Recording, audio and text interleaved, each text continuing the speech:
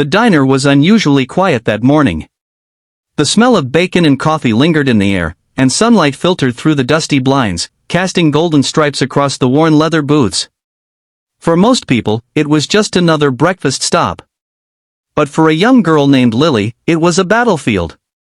She rolled into the diner with her wheelchair, her soft brown hair tucked behind her ears, her notebook balanced on her lap. At only 14, Lily carried the weight of being different in a world that wasn't always kind to those who stood out. She positioned herself near the window, quietly sketching in her notebook as her mom ordered pancakes at the counter. That's when it started. 3 high school boys at a nearby booth noticed her. At first, it was whispers and smirks. Then one of them exaggerated a limp, dragging his foot dramatically as he walked past her. Another pretended to push an invisible wheelchair. Their laughter echoed louder than the clinking of coffee cups, cutting through the diner's calm. Lily lowered her head, pretending not to notice, but her trembling hands betrayed her. She was used to it. At school, at the park, even on the street, mockery followed her like a shadow. Her mother turned, eyes filling with helpless fury, but before she could say anything, the bullies grew bolder. One leaned down close to Lily and muttered, "Bet you wish you could run away, huh?" The laughter that followed was sharp, cruel, and merciless. But fate has a way of placing protectors where they're needed most. Just as the bullies erupted into another round of jeers, the rumble of engines shook the glass windows. A group of bikers, leather vests gleaming with patches, pulled into the parking lot. They were a mix of rough beards, tattoos, and heavy boots, men and women who looked like they'd lived through storms. The door to the diner swung open, bells jingling as they filed in, their presence filling the small space with unspoken power. At first, the bullies snickered, whispering about the scary bikers.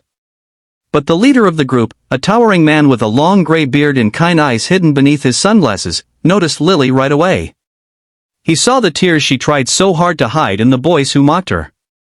Without a word, he walked over to Lily's table and knelt down so his face was level with hers. "Hey, sweetheart," he said gently, "what's your name?" "Lily," she whispered. "Well, Lily," he smiled, "my name's Bear. And I think you're the bravest person in this room." The diner went silent. Even the waitress paused mid-pour.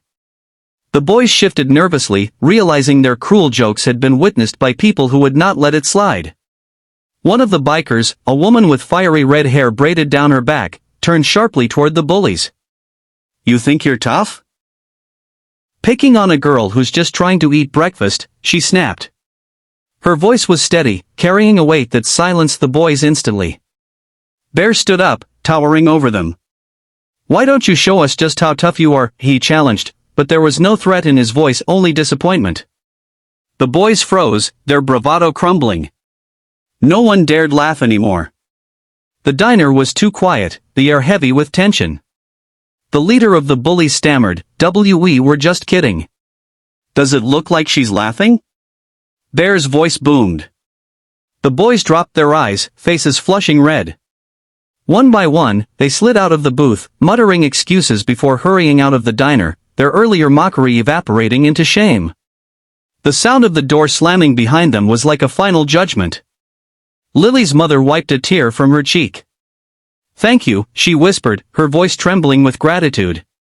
But Bear shook his head. "Don't thank us. She's the strong one. She sits here every day facing a world that doesn't understand her. That's strength." The bikers didn't just stop at chasing the bullies away. They pulled up chairs around Lily's table, turning her quiet breakfast into something unforgettable. They listened as she nervously showed them her sketches, pictures of sunsets, motorcycles, and strong women in leather jackets. The red-haired biker woman leaned closer, smiling. "That looks just like my bike," she said warmly. Lily's eyes lit up for the first time that morning. They ate together, the group filling the diner with laughter and protection, creating a shield of love around a girl who had felt invisible moments before. The waitresses, who had been hesitant to intervene, brought extra pancakes on the house. For a while, Lily wasn't the disabled girl people mocked, she was the center of attention, admired for her courage and her art. Before leaving, Bear crouched by her wheelchair again. "Lily," he said softly, "the world's always gonna have people who try to bring you down. But remember, you've got more strength in your little finger than they've got in their whole bodies. And when you need it, you've got family everywhere. People like us." He pressed a small leather patch into her hand, the kind bikers sew onto their vests. Stitched into it were the words, "Ride with courage."